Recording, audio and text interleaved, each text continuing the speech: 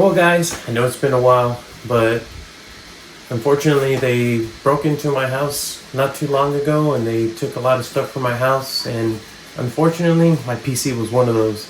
I just finished building that thing and it cost a pretty coin too, but what really sucks is I only had it for about maybe a month or two when they took it. So it really sucks, and I put a lot of money into it and just didn't have the money to replace it.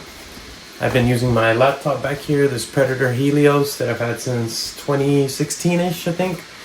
And it served me well, but I've gone looking on eBay and Facebook Marketplace, and I guess I just don't have the luck. I can't find anything like kind of similar build that I had. So I had a Ryzen 7800 X3D chip, and I had the 4070 Ti. It was a great combo. It felt like it was going to be really good. I was just going to start getting into the flight sim with it, and they took my stuff. So unfortunately, that's the situation, but I had to find something that was in my budget. And like I said, I went on eBay, I went on Facebook Marketplace, I tried to find some local deals, snag some deals. Just PC parts are really expensive right now. Obviously, since COVID, they've just been up, and up. Even with the new series coming out, still doesn't seem to drop the prices of the old stuff. So kind of had to settle for some stuff. I did look around for around a 2080 build, 2080 Ti build, and I stumbled upon this, the CORSAIR ONE. Can you believe that this came out in around 2019 and it cost $3,500? Insane. What's included for $3,500? You get an i165K, 32 gigabyte of RAM, 960 gigabyte SSD, and you get a 2 terabyte hard drive. That's it. That's all you're getting. I picked this one up for $650. I looked around for 2080 Ti builds. I even tried pricing one out for myself, and I really couldn't make the numbers work without justifying this. $650 shipped to my door, and it's got water cooling on both the GPU and CPU.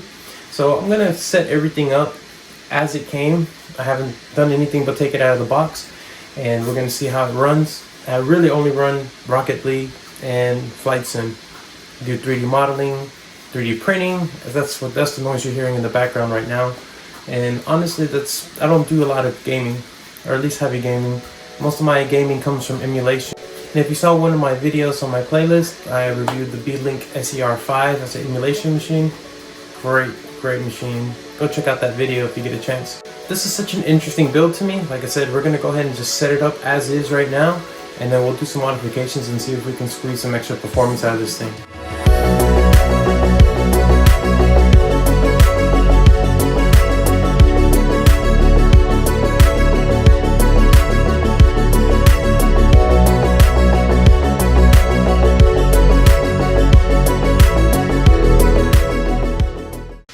First startup, let's see what it does.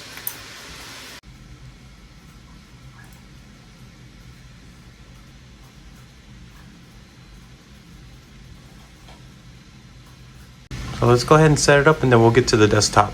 So no issues, just set up Windows. Everything seems to be running okay. Let's do Task Manager and see where we're at. So here's everything so far. We have our CPU, which is an i-Core i9 9900K at 3.6, and I think it has a turbo up to 5. There's our 32 gigabyte memory. We have our SSD. From what the seller told me, he took out the 2 terabyte hard drive, which is okay. I have a 512 SSD that I'm gonna throw in there as well. And there's our 2080 Ti. I don't know, this is a program I've never seen before, so you guys let me know. Is this a program you can download, or this comes specifically for this? Also, there's our memory, and that 3 terabyte, that's my external hard drive. So what I've been told is that it's an easy process to get this thing opened up so we can see the inside. Let's go ahead and do that. There's a button on the back that you're gonna have to push pretty hard. All right, there we go. And there's our huge fan that's there. So this side is in fact the graphics card. There's that 2080 Ti water-cooled block. Very interesting. You have a radiator and no fans on the side. The only fan in this, besides like these little smaller fans, is that huge one on top that exhausts the heat out. But honestly, everything on this side looks nice and clean.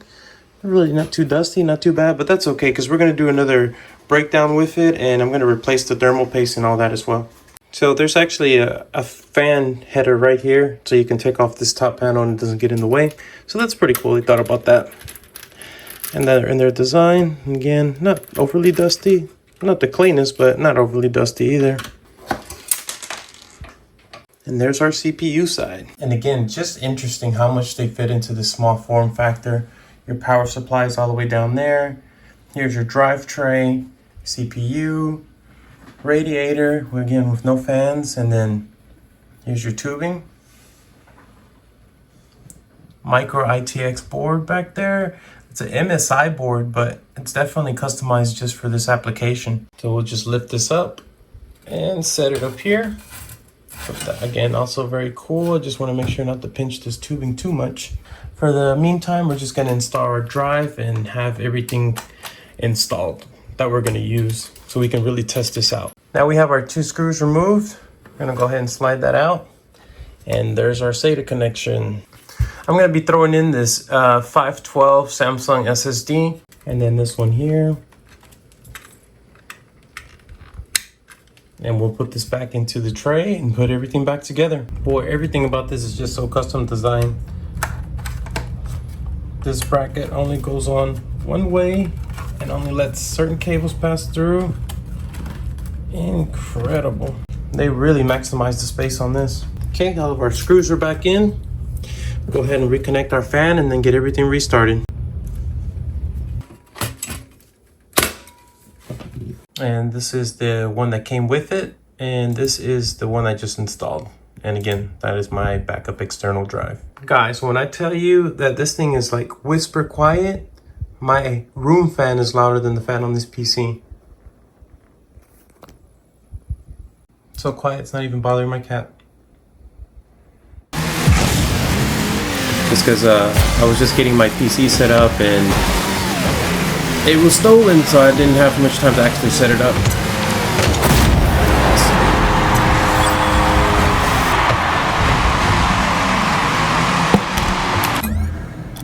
And let's go to settings, and everything is max. Let's uncap the FPS, 300 frames per second. All right. Anti-aliasing, high. All right. Let's go back and see.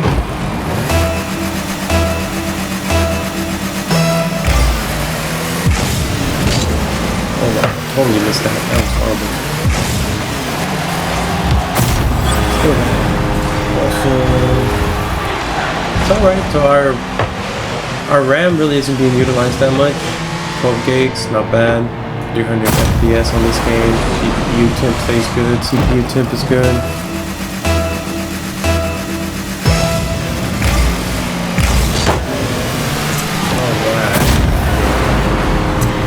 Awesome. Let's move on to Flight Simulator 2020. We're going to search for New York, which is usually the most graphic intensive for the most part in this game. Here's Manhattan, so we'll take off right into Manhattan. We'll do here. Tower Cessna Alpha Sierra X-Ray Golf Sierra ready for straight out departure at runway 31.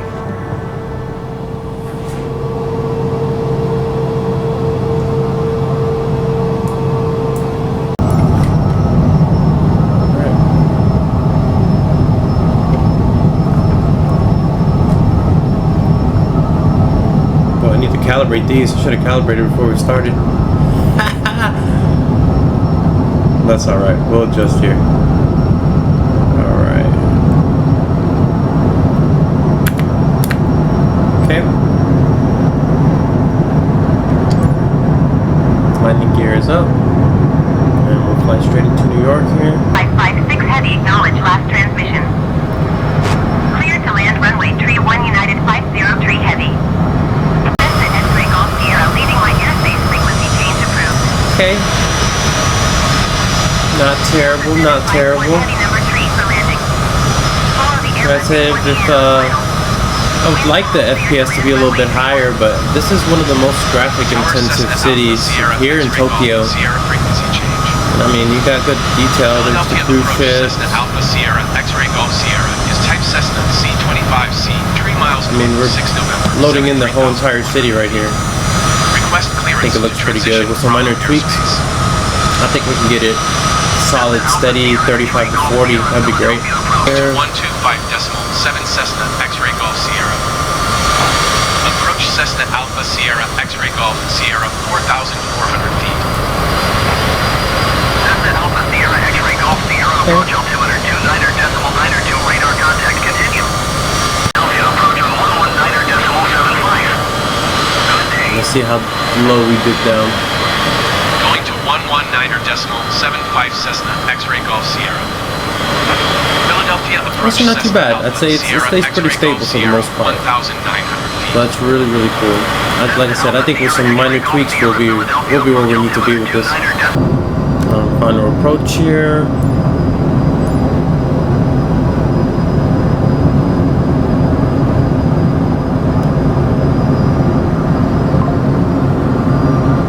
Honestly, pretty happy. It's not stuttering so much on the approach. A lot of the times it stutters right when you need it to land.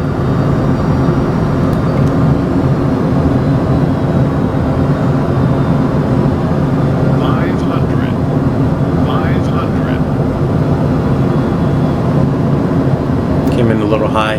Man, I'm so choppy on this. See how it's starting to slow down now? We're in the 20 FPS range. Not cool. We've got a good crosswind here.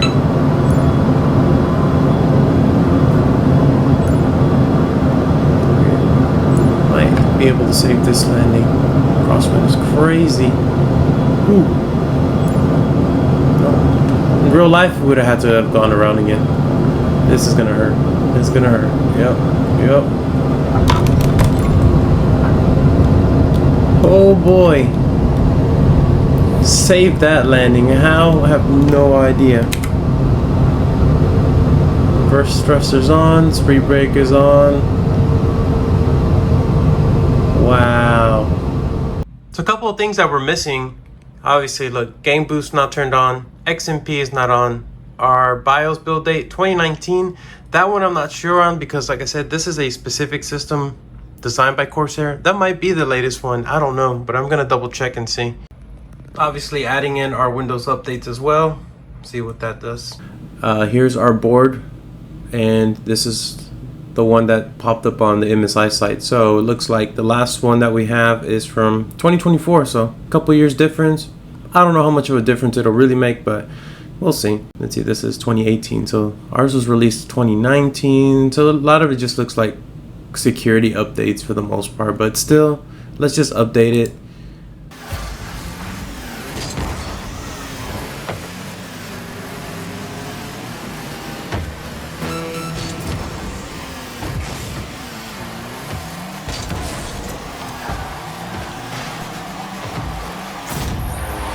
Alright. Got that one in. So yeah, that's running great. There's no problems with Rocket League, but like I said, it doesn't take a whole lot to run this.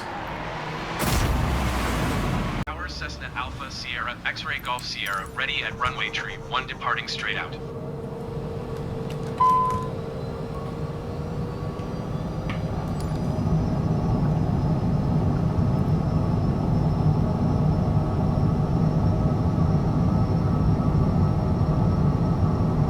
Looks like we got it a few frames up. As long as we can keep it steady. Gear up. We'll bank our way to Manhattan again. Alright, we just had a little dip there in the 20s. I want to keep it in the 30s. Could also be because I'm screen recording, so I'm sure that kind of plays into it as well.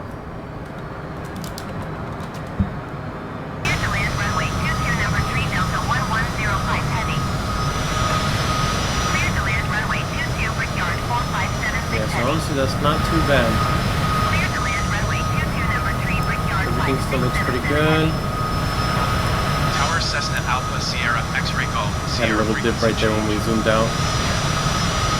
Philadelphia approach Cessna Alpha Sierra X-Ray Golf Sierra is type Cessna C25C, 3 miles north of 6 November, 2,400 feet. Request clearance to transition Bravo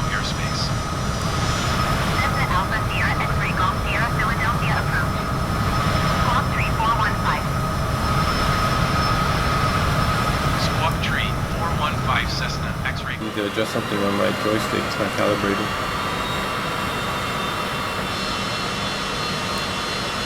Alright, let's spool up and let's go.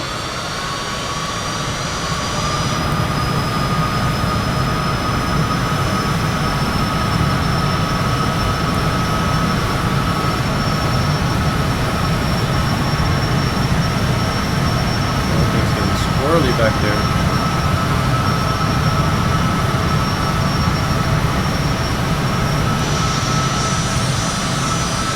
I mean, if we can keep it in the 30s, very playable. When it gets that little dip and goes into the 20s,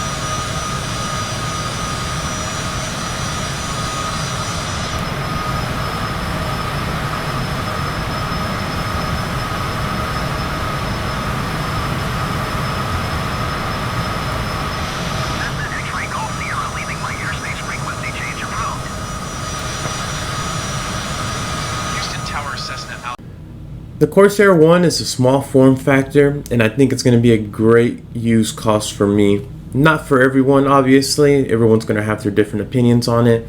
The case may not be to your liking. It's not peripheral specific, but honestly, I think this is going to do everything that I need to do for my purposes. I'm able to game, video edit, a lot of things that I just do on a normal basis. So for me, this is a win. I think it's a great price. But what do you guys think? Drop it down in the comments. Would you buy this small form factor?